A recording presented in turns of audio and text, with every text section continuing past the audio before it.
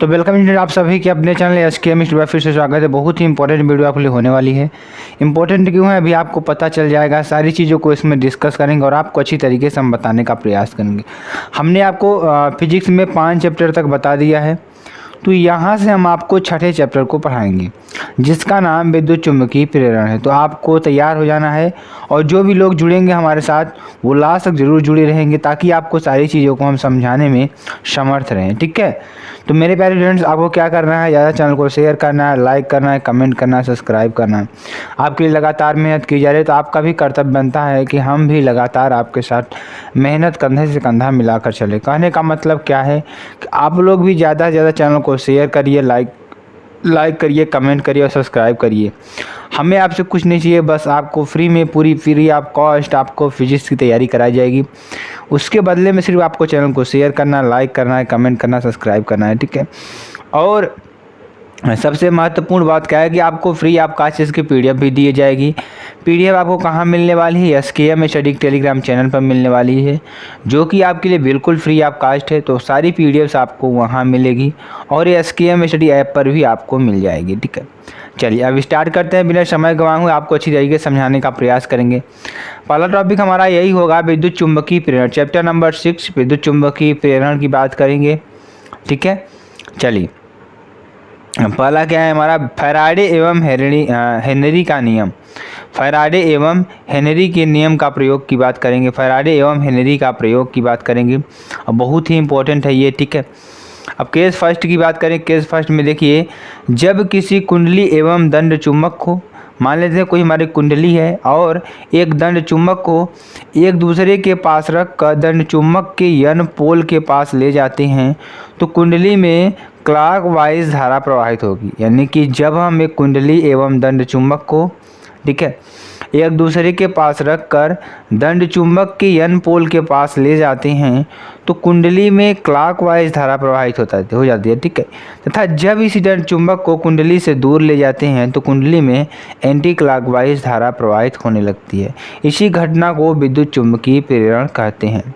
ठीक है, तो मान लेते हैं कोई हमारी कुंडली या हमारी क्या है, क्या करा है इसमें, मान लेते हैं कोई हमारी कुंडली या दंड चुम्बक है। जब इसको हम कहाँ ले जाते हैं, चुम्बक के पास ले जाते हैं, तो क्या होता है कि यन पोल के पास ले जाते हैं तो इसमें क्या होता है कि आपको क्लॉकवाइज धारा प्रवाहित होने लगती है।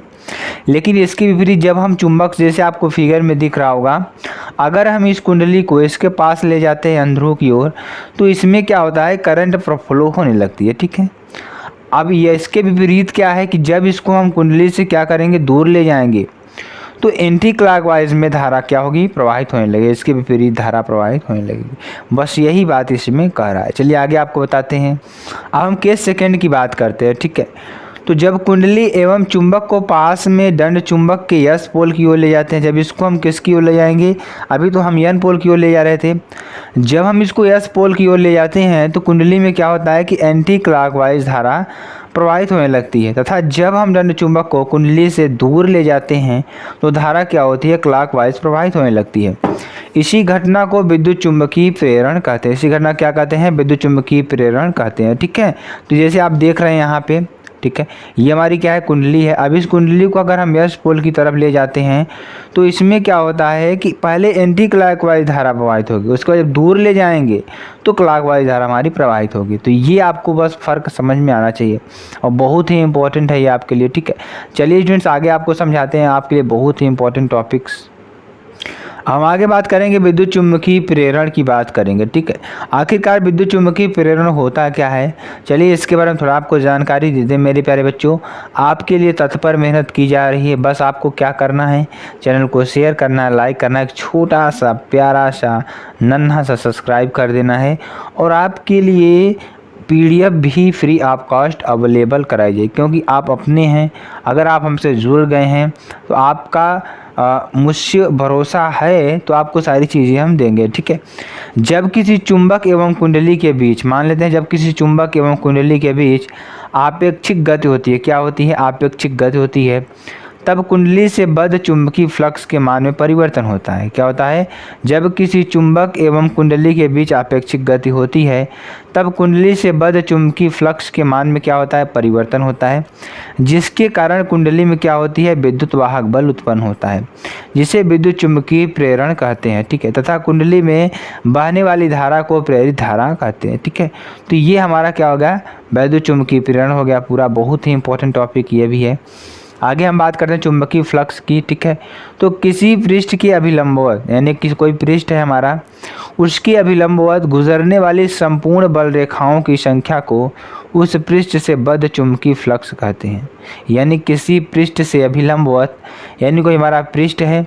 अब देखिए जैसे हमारा क्या है? पृष्ठ है। ठीक है, अब इस पृष्ठ से क्या कह रहा है कि लंबवत गुजरने वाली, अभिलंबवत गुजरने वाली संपूर्ण बल रेखाओं की संख्या, क्या? संपूर्ण बल रेखाओं की संख्या को उस पृष्ठ से बद्ध चुंबकीय फ्लक्स कहते हैं।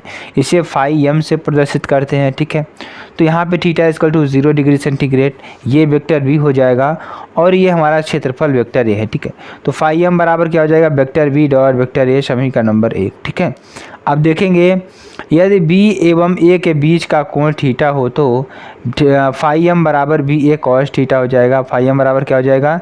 बी ए कॉस थीटा हो जाएगा। बहुत ही इंपॉर्टेंट है आपके लिए। ठीक है, क्या है? बहुत ही इंपॉर्टेंट है और आपके लिए बहुत ही महत्वपूर्ण टॉपिक भी है। ठीक है, चलिए अब यूनिट ऑफ फाई एम की बात करते हैं। पहला क्या होगा? वेबर होगा, दूसरा मैक्सवेल होगा, तीसरा वेबर, यानी कि 1 वेबर बराबर क्या हो जाएगा? 10 की पावर 8 मीटर। और यहाँ पे चौथे की बात करेंगे टेस्ला मीटर स्क्वायर, और यहाँ पे टेस्ला फुट स्क्वायर। यह एक अदिश राशि है, न्यूटन मीटर प्रति एम्पियर होगा। ठीक है, और इसके बीमा की बात करेंगे तो ml स्क्वायर टी की पावर -2 ए की पावर -1 होगा। ठीक है, चलिए अगला देखें। अगला क्या होगा? फैराडे के चुंबकीय प्रेरण का नियम। तो फैराडे के चुंबकीय प्रेरण के नियम क्या हैं उसके बारे में थोड़ा जानते हैं और आपको अच्छी तरीके से बताने का प्रयास करेंगे। ठीक है, अब पहला नियम हमारा क्या है? प्रथम या न्यूमैन का नियम। ठीक है, फैराडे के चुंबकीय प्रेरण का नियम है, तो पहला नियम हमारा क्या है? प्रथम नियम या न्यूमैन का नियम की बात करेंगे। ठीक है, चलिए इस नियम को पढ़ते हैं और आपको अच्छी तरीके से समझाने का प्रयास करेंगे। ठीक है, और आपको बस हमारे साथ बने रहना है ताकि समझने के लिए। ठीक है, देखिए क्या रहा है कि जब किसी परिपथ से, परिपथ का मतलब आप लोग समझते होंगे, परिपथ मतलब जिसमें हम आसानी से क्या कर सकें? करंट को आसानी से फ्लो करा सके। ठीक है, तो जब किसी परिपथ से बद्ध चुंबकीय फ्लक्स के मान में परिवर्तन होता है तब परिपथ में उत्पन्न प्रेरित विद्युतवाहक बल चुंबकीय फ्लक्स में परिवर्तन ऋणात्मक दर के बराबर होता है। यानी कहने का मतलब मात्रक क्या होगा? वेबर टर्न होता है। जैसे आप यहाँ पे देखेंगे E बराबर -φ/t, यानी कि जो हमारा फ्लक्स परिवर्तन होगा उसकी दर के बराबर होगा। ठीक है, जो वैद्युत वाहक बल है। यानी कि अगर हम कोई परिपथ है, ठीक है, वो कहाँ से है? अगर वो चुंबकीय फ्लक्स में रखा हुआ है। ठीक है, तो अगर उसके मान में हम परिवर्तन कर रहे हैं, किसके? अगर उसके मान में हम परिवर्तन कर रहे हैं मेरे प्यारे स्टूडेंट, तो क्या हो जाएगा? वहाँ पर क्या होगा? जो चुंबकीय फ्लक्स में परिवर्तन ऋणात्मक दर के बराबर, जो उसमें प्रेरित विद्युतवाहक बल होगा, वो क्या हो जाएगा कि प्रेरित विद्युतवाहक बल के चुंबकीय फ्लक्स में परिवर्तन ऋणात्मक दर के बराबर होता है। मात्रक क्या होगा? वेबर टर्न होता है। ठीक है, E बराबर क्या हो जाएगा? -φ/Δt, समीकरण नंबर 1। ठीक है, चलिए आगे देखिए। यदि कुंडली में फेरों की संख्या n हो तो, कुंडली में क्या? यदि कुंडली में फेरों की संख्या n हो तो E बराबर -n∆φ/Δt, समीकरण नंबर 2। E बराबर क्या हो जाएगा? -Δn∅/Δt, क्या? n∅/Δt, समीकरण नंबर 3, जहाँ n∅ बराबर क्या है? फ्लक्स ग्रंथियों की संख्या। क्या है? फ्लक्स ग्रंथियों की संख्या। ठीक है, अगला हमारा क्या है? द्वितीय या लेंज का नियम। ठीक है, द्वितीय या लेंज का नियम किसे कहते हैं? बहुत ही इंपॉर्टेंट ये भी है। ठीक है, चलिए इसको थोड़ा समझ लेते हैं और आपको अच्छी तरीके से समझाने का प्रयास करेंगे। जब किसी परिपथ में, मान लेते हैं जब किसी परिपथ में प्रेरित विद्युतवाहक बल, क्या? प्रेरित विद्युतवाहक बल या प्रेरित धारा की दिशा। ठीक है, जब कोई हमारा परिपथ है, अब उस परिपथ में प्रेरित विद्युतवाहक बल या प्रेरित विद्युत धारा की दिशा इस प्रकार हो कि वह उस कारण का विरोध करे जिससे वह स्वयं उत्पन्न है, तो इसे हम क्या कहेंगे, लेंज का नियम कहलाता है। वास्तव में लेंज का नियम ऊर्जा संरक्षण का नियम होता है। जो लेंज का नियम होता है वह क्या होता है, ऊर्जा संरक्षण का नियम होता है। ठीक है, बहुत ही इंपॉर्टेंट है ये आपका। चलिए अगला देखिए हमारा क्या है, फ्लेमिंग के दाएं हाथ का नियम। अब फ्लेमिंग के दाएं हाथ का नियम क्या होता है उसके बाद थोड़ा जानकारी आपको हम देते हैं। यदि हम दाएं हाथ के पंजे को इस प्रकार फैलाएं कि, मान लेते हैं अपने दाएं हाथ के पंजे को, आप सभी लोग अपने दाएं हाथ के पंजे को फैला लें। ठीक है, अब फैलाने पर क्या होगा कि अंगूठे के समीप की दोनों अंगुलियां, जो अंगूठे के समीप की दोनों अंगुलियां हैं वो परस्पर लंबवत हो। ठीक है, कहने का मतलब कि आप लोग किस तरह से फैलाएंगे। ठीक है, तो हम दाएं हाथ को कैसे फैलाएंगे हम आपको बताने का प्रयास करेंगे। ठीक है, तो चलिए हम आपको बताते हैं, यानी परस्पर क्या हों, लंबवत हों। तो अंगूठा चालक की गति की दिशा को प्रदर्शित करेगा।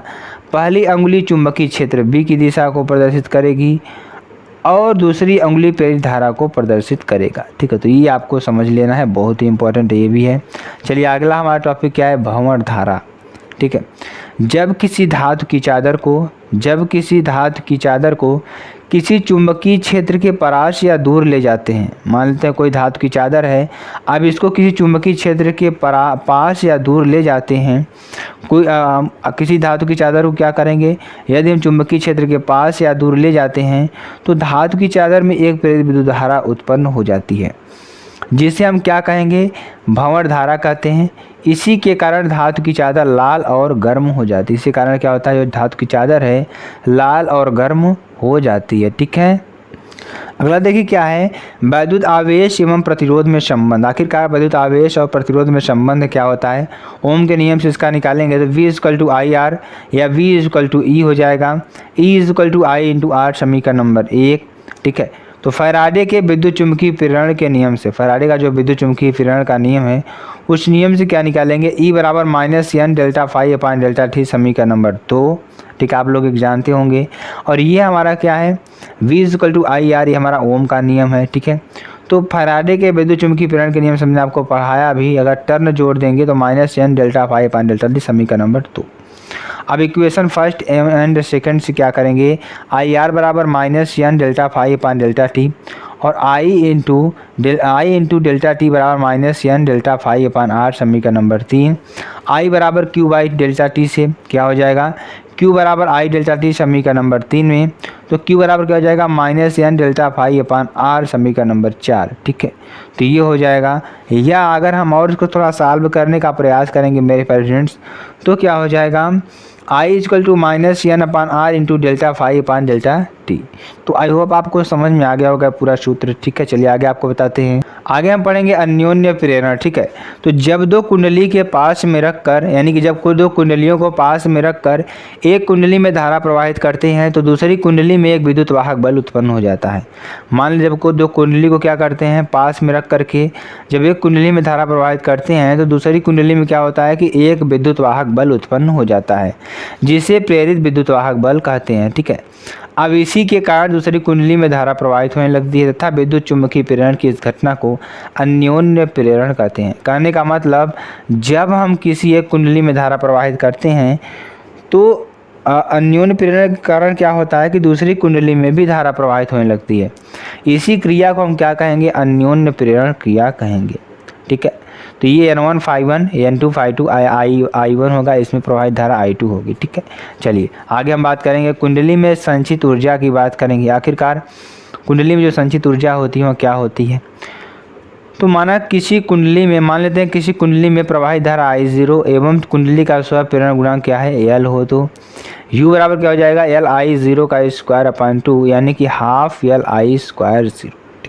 हाफ Li0 का स्क्वायर, ये बहुत ही इंपॉर्टेंट आपके लिए क्या है, यह कुंडली की संचित ऊर्जा है। ठीक है, चलिए आगे हम बात करेंगे अन्योन्य प्रेरण गुणांक या अन्योन्य प्रेरकत्व की बात करेंगे। ठीक है, ये हमारा क्या N1 ∅1 है, ये हमारा N2 ∅2 है। इसमें देखेंगे परिवर्ती रेजिस्टेंस लगा हुआ है। ठीक है, ये हमारा G है। अब देखिए इसको कैसे सॉल्व करेंगे, N2 ∅2 directly proportional to I1, N2 ∅2 बराबर M I1 समीकरण नंबर 1 हो जाएगा यहाँ से।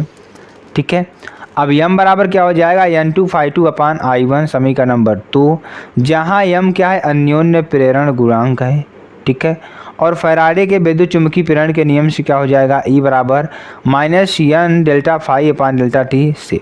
इससे क्या हो जाएगा, E2 बराबर क्या हो जाएगा, -N2∆ϕ2/T, ठीक है। और यहाँ से E2 बराबर क्या हो जाएगा, -N2ϕ2/T समीकरण नंबर 3, ठीक है। अब समीकरण नंबर 1 इंटू 2 से करेंगे तो E2 बराबर क्या हो जाएगा, -ΔMI1/ΔT। E2 बराबर क्या हो जाएगा, -M∆I1/ΔT, ठीक है। और E2 बराबर क्या हो जाएगा, +M∆I1/ΔT, ठीक है। और यहाँ से M बराबर क्या हो जाएगा, -E2/ΔI1/ΔT, ठीक है। समीकरण नंबर 4 हो जाएगा। अब चिन्ह की उपेक्षा करने पर, माइनस चिन्ह की क्या कर दें हम, उपेक्षा कर देते हैं, तो M बराबर क्या हो जाएगा, E2/ΔI1/ΔT। यदि हम ΔI1/ΔT क्या कर दें, 1 एम्पीयर पर सेकंड ले लें, तो M बराबर E2 के बराबर हो जाएगा समीकरण नंबर 6। अब समीकरण नंबर 6 से यहाँ स्पष्ट होता है कि जब किसी प्राथमिक कुंडली में 1 सेकंड में 1 एम्पीयर की धारा प्रवाहित करते हैं तो द्वितीय कुंडली में उत्पन्न विद्युत वाहक बल E2 होगा, ठीक है। E2 किसके होगा, अन्योन्य प्रेरण गुणांक के बराबर होगा, ठीक है। अब यूनिट ऑफ यम की बात करते हैं, इसका यम का होगा, हेनरी होगा। मिली हेनरी कितना होगा, 10⁻³ और 1 माइक्रो हेनरी बराबर क्या होगा, 10⁻6 हेनरी। 1 पीको हेनरी बराबर 10⁻12 हेनरी। 1 नैनो हेनरी बराबर क्या होगा, 10⁻9 हेनरी, ठीक है। तो ये आपके लिए बहुत ही इंपॉर्टेंट है, ठीक है। चलिए आगे हम बात करेंगे, अगला टॉपिक हमारा क्या होगा, स्वप्रेरण। आखिरकार स्वप्रेरण होता क्या है, इसके बारे में बात आपको करते हैं, ठीक है। तो जब किसी कुंडली में धारा परिवर्तित किया जाता है, यानी कि जब किसी कुंडली में धारा परिवर्तित किया जाता है तो कुंडली से बद्ध चुंबकीय फ्लक्स के मान में परिवर्तन होता है। यानी जब किसी कुंडली में धारा परिवर्तन किया जाता है तो कुंडली से बद्ध चुंबकीय फ्लक्स में क्या होता है कि मान में परिवर्तन होता है, जिसके कारण उसी कुंडली में एक प्रेरित धारा उत्पन्न होती है, ठीक है। यानी जब किसी कुंडली में क्या करते हैं, धारा परिवर्तित किया जाता है तो कुंडली से बद्ध चुंबकीय फ्लक्स के मान में क्या होता है, परिवर्तन होता है, जिसके कारण उसी कुंडली में एक प्रेरित धारा उत्पन्न होती है। अब विद्युत चुम्बकीय प्रेरण की इस घटना को स्वप्रेरण कहते हैं। क्या कहते हैं, स्वप्रेरण कहते हैं। इसका मात्रक क्या होगा, हेनरी होता है। क्या होता है, हेनरी होता है, ठीक है। चलिए आगे देखेंगे। आगे हम बात करेंगे स्वप्रेरण गुणांक या स्वप्रेरकत्व की बात करेंगे, ठीक है। तो माना कुंडली में I धारा प्रवाहित करने, मान लेते हैं कुंडली में हम कितनी धारा प्रवाहित करते हैं, I धारा प्रवाहित करेंगे, उसमें उत्पन्न चुंबकीय फ्लक्स क्या हो जाएगा, फाई एवं फेरों की संख्या N हो तो, ठीक है। चलिए आगे आपको बताते हैं। तो N∅ directly proportional to I या N∅ = Li या L बराबर N∅/I, ठीक है। तो ये समीकरण नंबर 2 हो जाएगा। L क्या होगा, स्वप्रेरण गुणांक होगा। विद्युत चुम्बकीय प्रेरण के नियम से क्या हो जाएगा, E बराबर -N∆ϕ/T, ठीक है। E बराबर क्या हो जाएगा, -ΔN∅/T समीकरण नंबर 3। अब समीकरण नंबर 1 और 3 से, ठीक है, तो क्या हो जाएगा, E बराबर -ΔLi/ΔT या E बराबर -L∆I/ΔT, ठीक है। L बराबर क्या हो जाएगा, -E/ΔTΔI/ΔT। इसी तरीके से इसमें लेंगे ΔI/ΔT बराबर 1 एम्पीयर प्रति सेकंड या माइनस चिन्ह की उपेक्षा करने पर क्या हो जाएगा, L बराबर E समीकरण नंबर 5। अब देखिए अगला टॉपिक हमारा क्या है, बहुत ही इंपॉर्टेंट टॉपिक है ये भी। अब इस टॉपिक को पढ़ने से पहले हम आपको बता दें कि ये हमारा क्या होता है, प्रत्यावर्ती धारा जनित, जिसे हम क्या कहते हैं, अल्टरनेट करंट, जिसे आप कहते हैं AC करंट, जिसे आप कहते हैं ना, तो उस पर आधारित ये हमारा है, ठीक है। DC करंट इसमें नहीं चलेगा, इसमें आपको प्रवाहित करनी होगी AC करंट, अल्टरनेट करंट। आपको हम बता दें अल्टरनेट करंट क्या होती है, जिसमें समय के साथ साथ उसके आयाम में परिवर्तन होता है, उसे हम क्या कहेंगे, प्रत्यावर्ती धारा कहते हैं, ठीक है। तो ये हमारी कोई कुंडली है, ठीक है, मान लेते हैं हमारी कोई कुंडली है, इसकी धुरी है, अब इसी पर यहाँ क्या है, टिकी हुई है, धुरी पर टिकी हुई है, ठीक, जिस पे आपको क्या है, मूविंग हो रही, घूम रही है। ये दोनों तरफ हमारे चुम्बक रखे हुए हैं N और S, ठीक है। अब यहाँ पर ये हमारे क्या दिख रहे हैं, सर्पी वलय दिख रहे हैं। क्या है, सर्पी वलय हैं, ठीक है। इसमें प्रत्यावर्ती ईएमएफ होगा, ये कार्बन ब्रश है, ठीक है। तो ये प्रत्यावर्ती ईएमएफ या कार्बन ब्रश हैं, ठीक है। तो आपको क्या करना है, यहाँ पे अच्छी तरीके से समझाने का प्रयास करेंगे। यह उपकरण जो है विद्युत चुम्बकीय प्रेरण के सिद्धांत पर आधारित, जो उपकरण है हमारा पूरा आप देख रहे हैं, यह क्या है, विद्युत चुम्बकीय प्रेरण के सिद्धांत पर आधारित है। इसके खोज का श्रेय निकोला टेस्ला को जाता है। इसकी जो खोज किसने की थी, निकोला टेस्ला ने की थी, ठीक है। अब फाई बराबर क्या होगा, बी ए कॉस थीटा, समीकरण नंबर 1। पहला हमारा सूत्र यही आएगा, जो फ्लक्स होगा वो बी ए कॉस थीटा होगा, समीकरण नंबर 1। अब फैराडे के विद्युत चुम्बकीय प्रेरण के नियम से अगर विद्युत वाहक बल इसमें निकालते हैं तो क्या हो जाएगा, E बराबर माइनस एन डी फाई अपान डी टी, समीकरण नंबर 2, ठीक है। तो हमने क्या पढ़ा, फैराडे के विद्युत चुम्बकीय प्रेरण के नियम से क्या हो जाएगा, E बराबर माइनस एन डी फाई अपान डी टी, ठीक है, समीकरण नंबर 2। अब फाई का मान समीकरण नंबर 2 में रखने पर, फाई का मान किस में रखेंगे, समीकरण नंबर 2 में रखने पर E बराबर क्या हो जाएगा, minus N D B A cos theta upon D T, क्या हो जाएगा, minus N D B A cos theta upon D T, ठीक है। E बराबर क्या हो जाएगा, minus N B A D cos theta upon D T, समीकरण नंबर 3, ठीक है। अब बात करेंगे W बराबर क्या हो जाएगा, थीटा अपान टी से, ओमेगा बराबर थीटा अपान टी से, तो थीटा बराबर क्या हो जाएगा, ओमेगा टी, समीकरण नंबर 3। सब देखें इसमें क्या हो जाएगा, हम थीटा का मान कितना रख देंगे, ओमेगा टी रखेंगे, ठीक है। तो ओमेगा जी जब पुट अप करेंगे तो यहाँ पे हो जाएगा N B A D cos omega T upon D T into D omega T upon D omega T, ठीक है। तो यहाँ पे डी ओमेगा टी हो जाएगा, आगे देखेंगे थोड़ा और समझेंगे इसको अच्छी तरीके से, ठीक है। तो यहाँ पे डी ओमेगा टी नहीं होगा, सिर्फ डी टी हो जाएगा, ठीक है। चलिए आगे बताते हैं आपको। अब D cos theta upon D x बराबर क्या होता है, माइनस साइन एक्स होता है, ठीक है। क्या होता है, माइनस साइन एक्स होगा, ठीक है। यहाँ पे D cos omega T upon D omega T. अब इसके सापेक्ष हम इसका क्या कर रहे हैं, अवकलन करने का प्रयास करेंगे, ठीक है। तो यहाँ पे क्या हो जाएगा, माइनस एन बी ए, ठीक है, इंटू, अब इसका अवकलन करेंगे तो क्या हो जाएगा, माइनस साइन ओमेगा टी, और ये omega T upon D T, यानी D X upon D x क्या हो जाता है, 1 हो जाता है। तो इसका मान क्या हो जाएगा, 1 हो जाएगा। तो टोटल बचेगा क्या, एन बी ए ओमेगा साइन ओमेगा टी, समीकरण नंबर 4। ये माइनस से माइनस प्लस हो जाएगा, ठीक है। चलिए अब ओमेगा बराबर क्या हो जाए, 2 पाई इंटू 1 अपान टी, समीकरण नंबर 4 में रखने पर। तो ई बराबर क्या होगा, एन बी ए 2 पाई अपान टी साइन 2 पाई अपान टी इंटू टी, ठीक है। यानी ओमेगा बराबर हम क्या रखेंगे, 2 पाई अपान टी रखेंगे, ठीक है। तो पाई बराबर, इसलिए पाई बराबर की, चूँकि पाई बराबर क्या होता है, 1 अपान टी होता है। तो ओमेगा बराबर क्या हो जाएगा, 2 पाई इंटू 1 अपान टी, यानी कि 2 पाई एन, क्या 2 पाई एन हो जाएगा, ठीक है। यहाँ से देखेंगे तो E बराबर क्या हो जाएगा, एन बी ए 2 पाई एन साइन 2 पाई एन टी, ठीक है। तो यदि साइन ओमेगा टी बराबर 1, तो समीकरण नंबर 4 से E बराबर E 0, यानी कि E बराबर एन बी ए ओमेगा साइन ओमेगा टी से E 0 बराबर एन बी ए ओमेगा, समीकरण नंबर 4 में। तो E 0 omega sine omega T बराबर 5 हो जाएगा। यदि कुंडली में तार का प्रतिरोध R हो तो R से भाग करने पर समीकरण नंबर 5 को, तो E अपान आर बराबर क्या हो जाएगा, E 0 अपान आर या साइन ओमेगा टी, समीकरण नंबर 6। तो ओम के नियम से क्या हो जाएगा, V बराबर I 0 R, चूँकि V इजकल टू E हो जाएगा तो E upon R equal to I, E 0 upon R equal to I 0, यानी कि I बराबर I 0 साइन ओमेगा टी, समीकरण नंबर 7, ठीक है। अगला हमारा देखिए क्या है, गतिक विद्युत वाहक बल। अब गतिक विद्युत वाहक बल की बात करेंगे जो आपके लिए बहुत ही इंपॉर्टेंट है, ठीक है। तो मान लेते हैं पी क्यू आर एस हमारी कोई प्लेट है, ठीक है। तो ये हमारा बी का होगा, इसमें हमारा विभवांतर होगा, ठीक है। तो यहाँ पे अगर इसमें फाई की बात करते हैं तो ये टोटल इसकी लंबाई क्या है, एल है। तो फाई की अगर बात करेंगे तो क्या हो जाएगा, फाई बराबर वी ए कॉस थीटा, और थीटा इजकल टू क्या हो जाएगा, 0 डिग्री सेंटीग्रेड। तो क्या हो जाएगा, फाई बराबर बी ए, समीकरण नंबर 1 यहाँ से मिल जाएगा। हम मान लेते हैं, माना एक समान चुंबकीय क्षेत्र में स्थित यू आकार की एक कुंडली स्थित है, ठीक है, जिसके ऊपरी सिरे पर एक क्षण पी क्यू रखा है। तो क्षण की लंबाई यल तथा तार की चौड़ाई यक्स है। तो ए बराबर क्या हो जाएगा, डेल यक्स इंटू यल, यानी कि ये बराबर क्या हो जाएगा, यल यक्स, समीकरण नंबर 1 में। और फाई बराबर क्या हो जाएगा, बी एल एक्स, समीकरण नंबर 2। ठीक है। तो फैराडे के विद्युत चुंबकीय प्रेरण के नियम से क्या हो जाएगा, E बराबर माइनस डी फाई अपान डी टी, समीकरण नंबर 3। ठीक है। अब समीकरण नंबर 2 से फाई का मान समीकरण नंबर 3 में रखने पर, ठीक है, तो E बराबर क्या हो जाएगा, minus D B L upon D T into X, समीकरण नंबर 4। ठीक है। तो E बराबर क्या हो जाएगा, minus D B L X upon D T. ठीक है।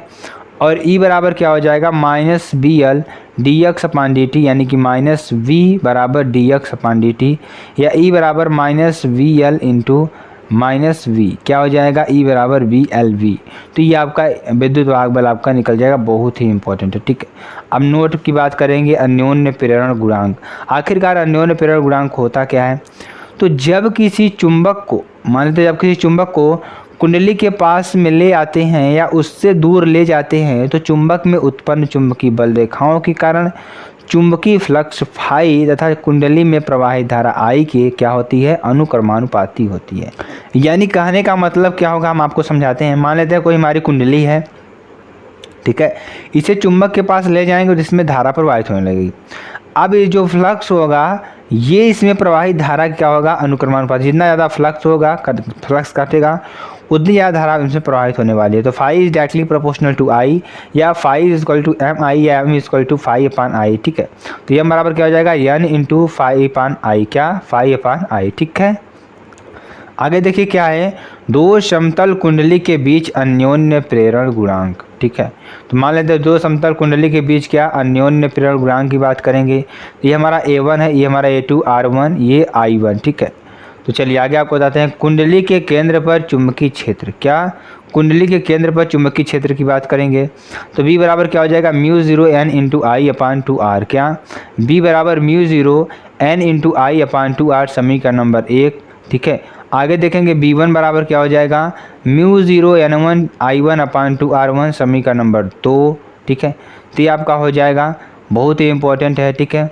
मान लेते हैं माना प्राथमिक कुंडली में I1 धारा प्रवाहित करने पर द्वितीयक कुंडली में उत्पन्न चुंबकीय फ्लक्स φ2 हो, तो फाई बराबर BA, φ2 बराबर B1 A2। ठीक है।